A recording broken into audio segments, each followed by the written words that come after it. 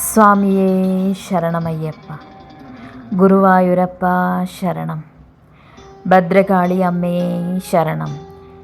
ഈ കഥയുടെ തുടക്കം ഇങ്ങനെയാണ്.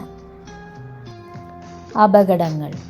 എന്നും രാത്രി ഞാൻ എൻ്റെ വാടക വീട്ടിൽ നിന്നും വീടുപണി നടക്കുന്ന സ്ഥലത്തേക്ക് എന്നും പോകുമായിരുന്നു. അങ്ങനെ ഒരു രാത്രി ഞാൻ പാട്ടുപാടിയിട്ട് പോകുമ്പോൾ മുമ്പിൽ നിന്നും 3 ലൈറ്റ് വരുന്നത് കണ്ടു. എന്താണ് എന്ന് മനസ്സിലായില്ല. ബോധം വന്നപ്പോൾ ഞാൻ റെയിൽവേ ട്രാക്കിൻ്റെ നടുവിലായിരുന്നു. അപ്പോൾ തന്നെ ഞാൻ ചാടി. ഭാഗ്യം കൊണ്ട് ട്രെയിൻ സ്ലോ ആയിരുന്നു. എൻ്റെയും ട്രെയിനിൻ്റെയും അകലം 50 മീറ്റർ ആയിരുന്നു. ദൈവം കാത്തു. സായി ബാബയുടെ അത്ഭുതം. ഒരു ദിവസം ഉച്ചയ്ക്ക് ഞാനും അമ്മയും ആശുപത്രിയിലേക്ക് പോകാൻ തീരുമാനിച്ചു. വീട്ടിൽ നിന്ന് പുറപ്പെടാൻ ഇനിയും കുറച്ച് സമയമുണ്ടായിരുന്നതിനാൽ ഞാൻ സായി ചരിത്രം വായിക്കാൻ തുടങ്ങി. അതിൽ ഒരു സംഭവം വായിച്ചു. വിദേശത്ത് താമസിച്ചിരുന്ന ഒരാൾക്ക് ദൂരത്ത് ഒരു പാമ്പിനെ പോലെ എന്തോ കണ്ടു. അടുത്തെത്തിയപ്പോൾ അത് വെറും ഒരു കയറാണെന്ന് മനസ്സിലായി. പിന്നീട് ഒരു സുഹൃത്തിൻ്റെ വീട്ടിൽ സായി ചരിത്രം വായിക്കുമ്പോൾ പാമ്പിനെ പോലെയുള്ള എന്തെങ്കിലും കാണുകയോ പാമ്പിനെ കാണുകയോ ചെയ്താൽ സായി നിങ്ങളെ ഓർക്കുന്നു എന്നതിൻ്റെ ഒരു സൂചനയായിരിക്കാം എന്നൊരു ഭാഗം അദ്ദേഹം വായിച്ചു. അന്നേ ദിവസം ഞങ്ങളും വീട്ടിൽ നിന്ന് പുറപ്പെട്ടു.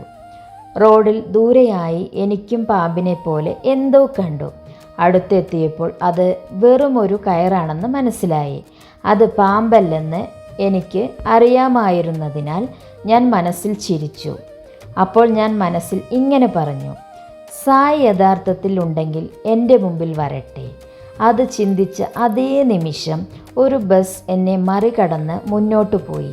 ആ ബസ്സിൻ്റെ പിറകിലെ ഗ്ലാസ്സിൽ സായി ബാബയുടെ വളരെ വലിയൊരു ചിത്രം ഉണ്ടായിരുന്നു. ആ നിമിഷം ഞാൻ പൂർണ്ണമായും അത്ഭുതപ്പെട്ടു. ആ സംഭവത്തിൻ്റെ സമയസാദൃശ്യം എന്നെ ഏറെ സ്പർശിച്ചു.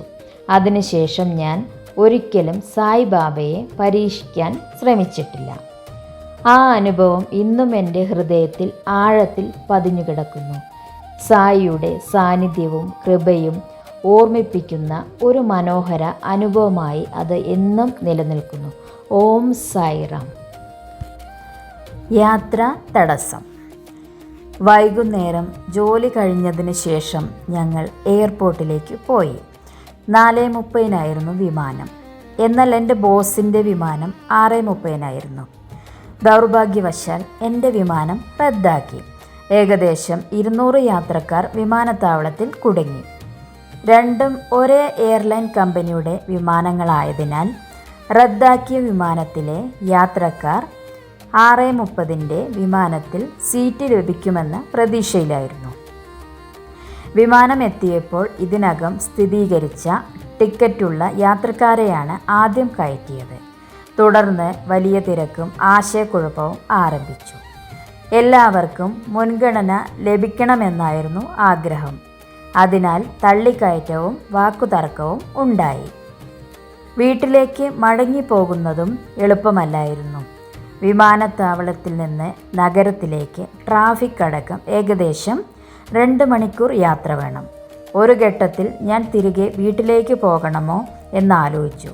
പക്ഷേ എൻ്റെ ലക്ഷ്യസ്ഥാനത്ത് എത്തേണ്ടതാണെങ്കിൽ ഈ വിമാനത്തിൽ കയറാൻ എനിക്ക് സാധിക്കുമെന്ന ആത്മവിശ്വാസം ഞാൻ കൈവിട്ടില്ല. സെക്യൂരിറ്റി ഗാർഡ് ചെറിയ കുട്ടികളോടൊപ്പമുള്ള യാത്രക്കാരെ ആദ്യം പ്രവേശിക്കുമെന്ന് അറിയിച്ചു. അതിനാൽ ഞാൻ തിരക്കിനിടെ പിന്നിലേക്ക് തള്ളപ്പെട്ടു. ഞാൻ ബലമായി മുന്നോട്ട് പോകാൻ ശ്രമിച്ചില്ല.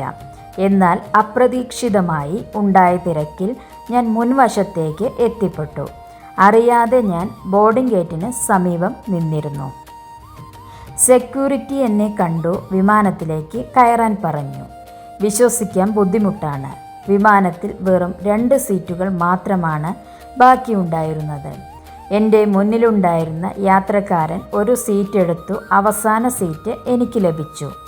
അവസാനം ഞാൻ വിമാനത്തിൽ കയറുമ്പോൾ എന്നെ കണ്ട എൻ്റെ ബോസ് വളരെ സന്തോഷപ്പെട്ടു.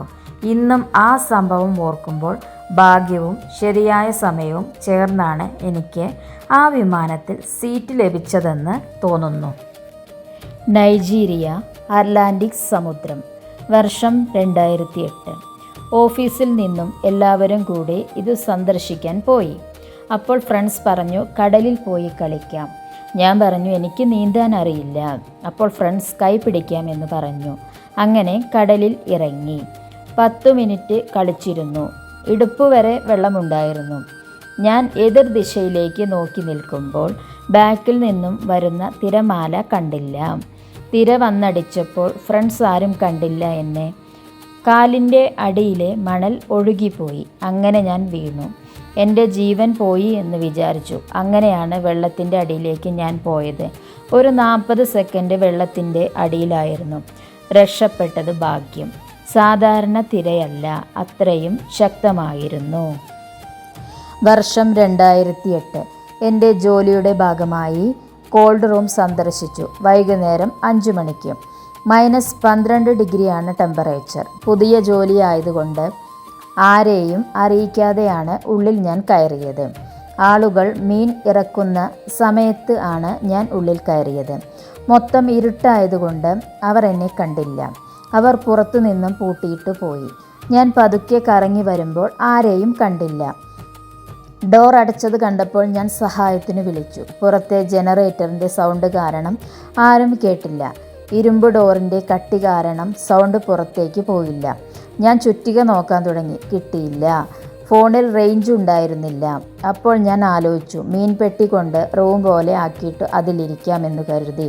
കാരണം എൻ്റെ റൂമിൽ വേറെ റൂംമേറ്റ്സ് ഇല്ല. അതുകൊണ്ട് ആരും എന്നെ അന്വേഷിക്കാൻ വഴിയില്ല. 15 മിനിറ്റ് കോൾഡ് റൂമിലെ എല്ലാ ദിശയിലും കറങ്ങാൻ തുടങ്ങി. അങ്ങനെ കറങ്ങിയപ്പോൾ ഒരു മൂലയിൽ ചെറിയ നെറ്റ്വർക്ക് കിട്ടി. അപ്പോൾ തന്നെ സ്റ്റോർ മാനേജറെ വിളിച്ചു. ഞാൻ രക്ഷപ്പെട്ടു. ഇതിൻ്റെ പ്രത്യാഘാതം എനിക്കറിഞ്ഞില്ല. പിന്നെ ഹെലൻ മലയാള സിനിമ കണ്ടപ്പോഴാണ് ഇതിൻ്റെ ഗുരുതര അവസ്ഥ മനസ്സിലായത്.